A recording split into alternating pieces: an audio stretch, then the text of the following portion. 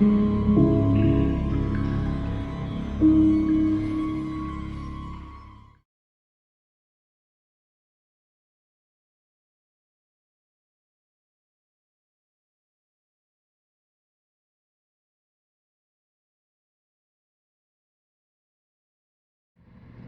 all familiar with the theory that a gigantic asteroid struck the Earth 66 million years ago, at the Cretaceous-Paleogene boundary, killing off the dinosaurs.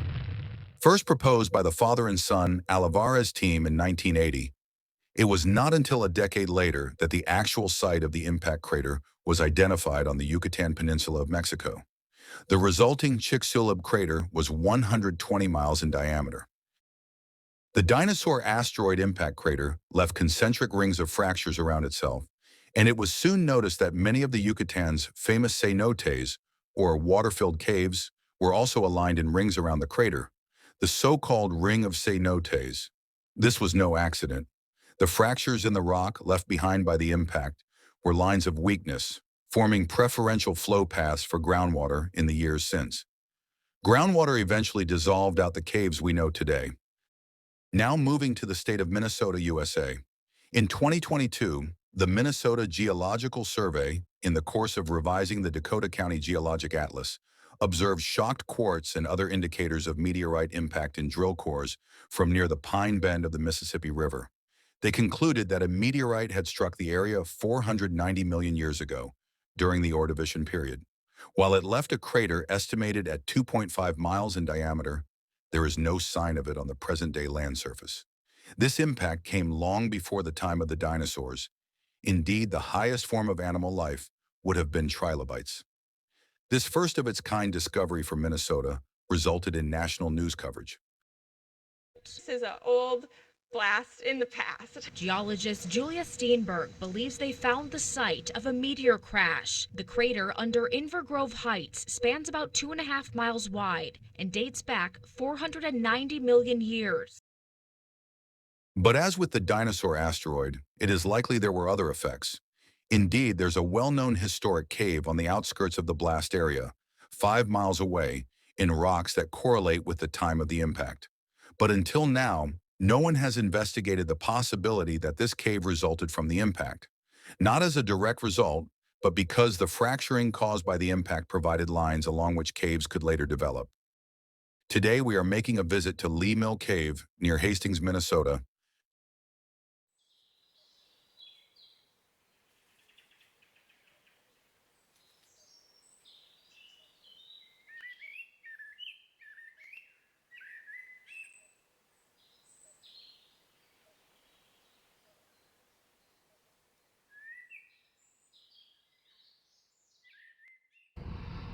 Well, we're heading to Lee Mill Cave, and along the way, deep in the ravine, we found this stone wall. This is actually a relic of a check dam that was in this ravine. This was Lee Mill. It wasn't actually. That's not a person's. Lee's Mill. It was a mill down here, grist mill, and they had a whole. They had to power that dam and all. And this is, power the mill. And here's one of their dams that the remnants of one of those. Obviously, I'm thinking maybe to pool up water behind it or something for water power.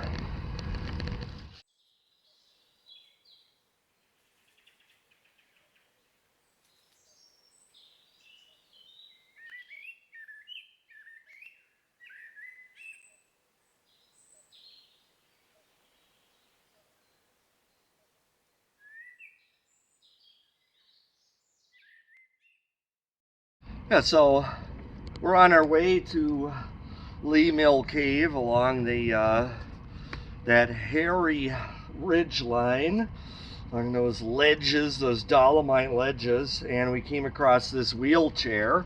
Apparently somebody had flung over the bluffs from the park above.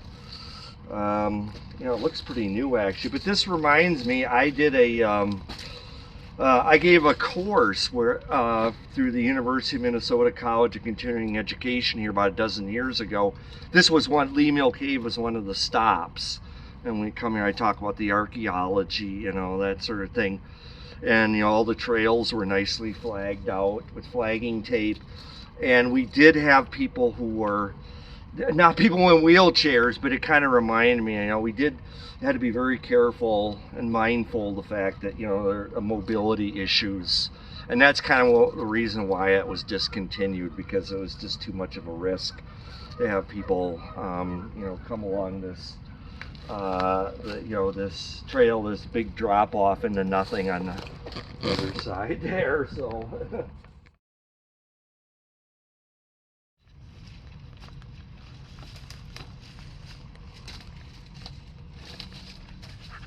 Lee Mill Cave at last.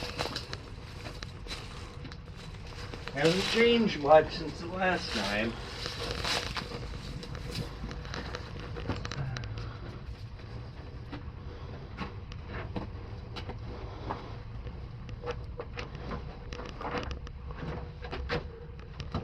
Oh. Goes in a way, doesn't it? Yeah, it is. Looks like it opens up Just another heading towards the big room back here. another 30 feet and it goes into a room. Cool. Well, today we are at the entrance of Lee Mill Cave near Hastings, Minnesota. And we are here to investigate the notion that this cave was created by a meteorite strike 490 million years ago. Now, not directly created by that meteorite strike, but it would have, the meteorite strike would have created fissures in the ground of certain directions from the impact that we may correlate with passage orientation. And so that and anything else we can find here today, we're going to be looking into. Now, the meteorite I'm talking about is a very new one, even though it's 490 million years old, in the sense that the Minnesota Geological Survey only rediscovered it, or discovered the clues of it a few years ago in 2022 when they were remapping Dakota County. And they named it the Pine Bend meteorite. And so if you look out at this vista over my shoulder here, a beautiful vista of, you know, Spring Lake Park, and this is just an expanded portion of the Mississippi River down here, created by the Hastings Dam. But what I'm trying to point out in the distance there, you can see the Pine Bend refinery. And so we can take that as kind of like a visual as for where this gigantic meteorite struck 490 million years old, making a crater that was back then about 2.5 miles in diameter. So you don't find any relic of that crater today. What you find instead, or what MGS found, was what we call shocked quartz. And so this is like you know, sand grains, probably in the Cambrian Jordan sandstone formation that have been, you know, put through an impact process. And they found these in cores that they were drilling for the survey, and that's how they kind of looked at, hey, this may be an indication that we had a meteorite impact at some time in the past. And it so happened that the rocks here, this Prairie du Chien formation, this dolomite, this came late. This was laid down on top of the sandstone, but the impact was thought to have been sometime. It was during the interval when this dolomite was already here. So it's very likely that this impact from Pine Bend would have created, you know, fissures, and so just like with the Chicxulub crater and the at the Cretaceous Paleogene boli that ended the reign of the dinosaurs, you know, created a lot of fissures that were, crater rim parallel and perpendicular and so on, and in the Yucatan. So we're going to look at that same kind of principle here.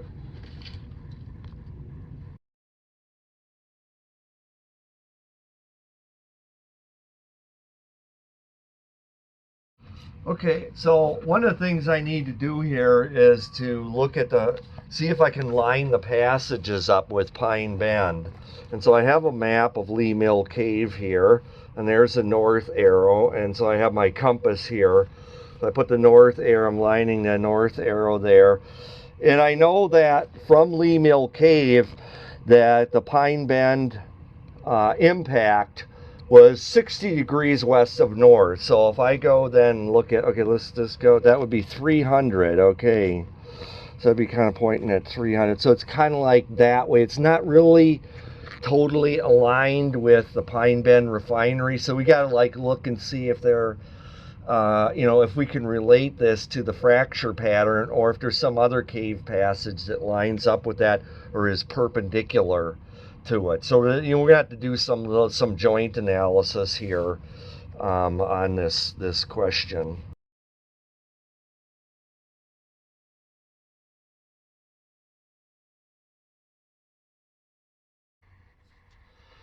Okay, here we are in the inner sanctum of Lee Mill Cave, the inner room. And this is actually the cave that features on the cover of the book Minnesota Caves, History and Lore. So this is a, one of those places. The cave, as far as the geology goes, again, we're in the Prairie du Chien dolomite, but what I must point out is we're kind of in what you would call a sandy facies of the Prairie du Chien. Ordinarily, it's a hard magnesium limestone, but this is it has kind of a sandy feel to it.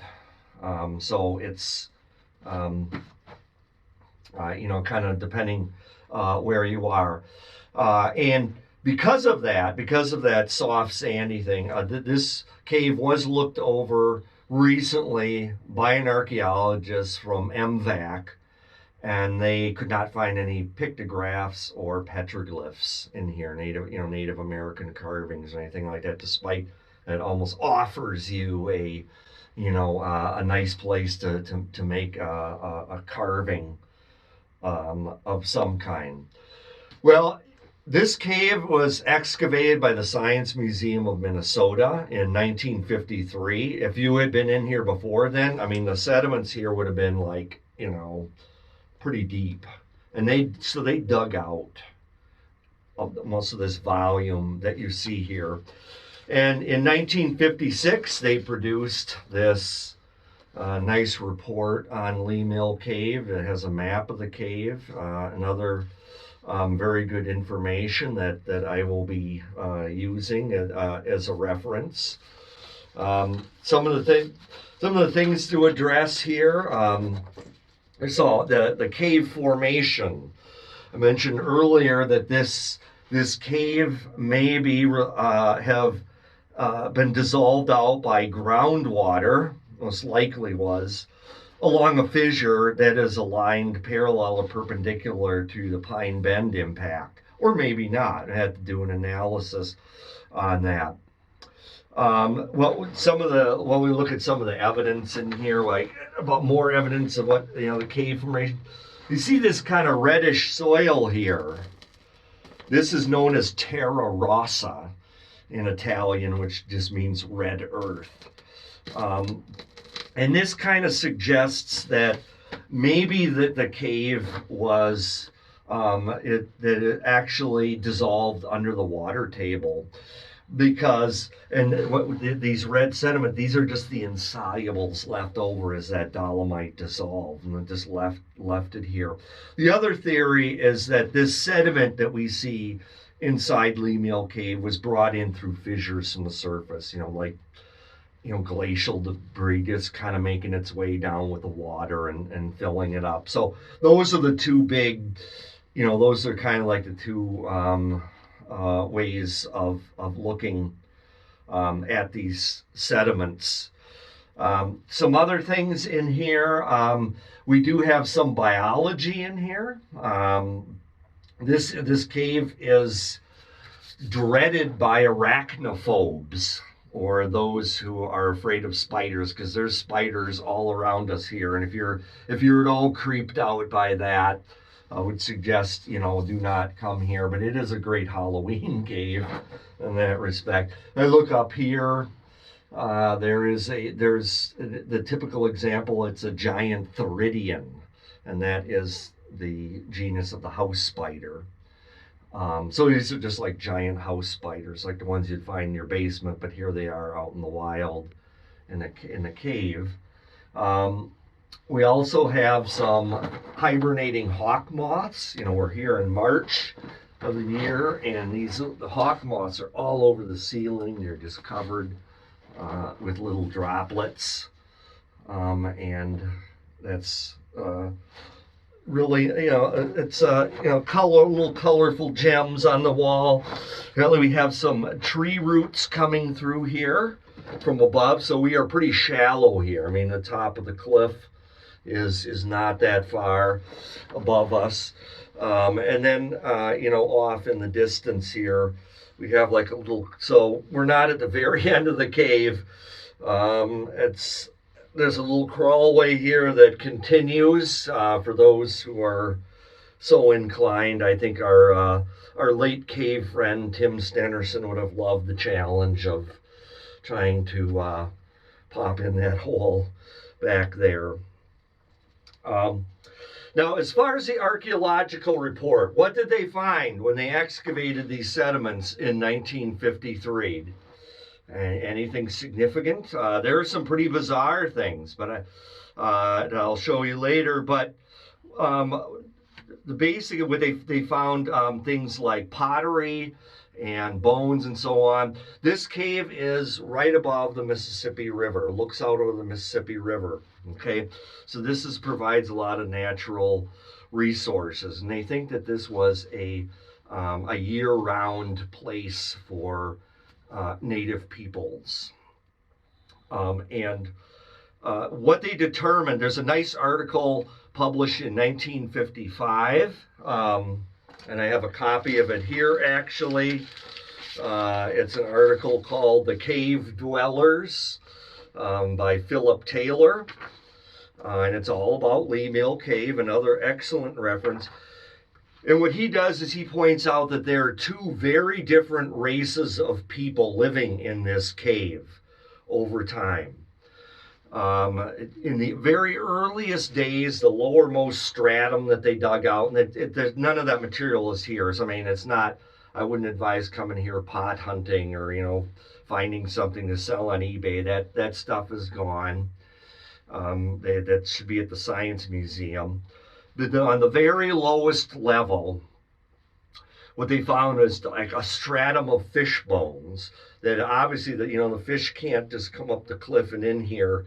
There was this race of fishermen. They brought the fish up here to eat or whatever, process, so that's the lowermost layer. Then above that, there's a completely unrelated layer of raccoon bone debris. And you can tell by looking at these raccoon bones, and there's still raccoon bones all over in here when you come in here. These raccoon bones, you can tell they were processed. Raccoons come in here naturally. In fact, when I came in here one time, there was a raccoon in there. I was getting pretty upset that I was invading his little den. But these were brought in and to be eaten. And so we have basically then the two peoples of Lee Mill Cave. The early or archaic fishermen left all those fish bones, and then the later race of raccoon eaters. And it's those raccoon eating people that were the ones who left the pottery that they found in this cave. It's a form that archaeologists call angelopunctated, is how they classify it. And so by the time you get to these more recent people, that were more in the top layers, they had developed pottery by that time, whereas the early ones didn't have even that much.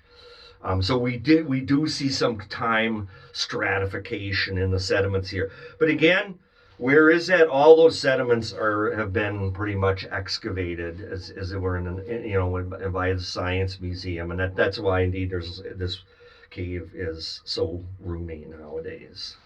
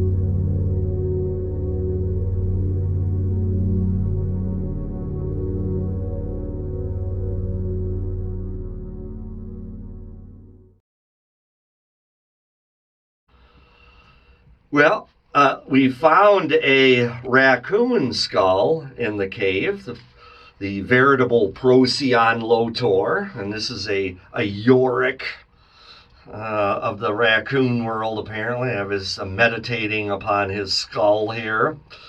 And this would have been the principal food of the raccoon-eating people that lived in that left their remains in the upper stratum of the sediments in Lee Mill Cave. Another thing is that this is obviously of modern provenance. This is not an archaeological piece or anything. But one of the things that this raccoon-eating people did, as I read from the reports, is for whatever reason, don't ask me why, but they would break open the skull and remove the brain of the raccoon for something. They had to make, I don't know if that was like a tender morsel to eat, or if there was, some other use for it. But so just to point that out. Okay, here we are at the natural chimney of Lee Mill Cave, and there's not much to see here. Just kind of a little rock overhang here. But it's called a chimney because it connects up through rock voids in the dolomite all the way to the surface. And so the idea was that that's one of the things that made Lee Mill Cave such a special place for early peoples, is that you could build a fire in the cave. Ordinarily, if you build a fire in a cave, you're just going to choke. You're going to get suffocated, the smoke and all that. But here they could build the fire and cook things, and then the smoke would be just wafted up through that chimney and out to the outside, just by the natural air currents in here. So this is quite a special feature of Lee Mill Cave, and I really give credit to the archaeologists who figured this out in the 1950s. This might be the boulder that fell from the cliff and landed on top of that Native American. When they did the excavation of the cave in 1953, they found his skeleton under boulder, and this is in exactly the right place according to the map here. So I don't have proof that this is the boulder, but it certainly is in the proper location. So you can imagine that must have been quite a surprise and a shock. The boulder just didn't have time to get out of the way, fell right on top of him, and his bones, being underneath the rock, then were preserved for who knows how long. They haven't been, I don't know if they even have those at the Science Museum anymore, those specimens.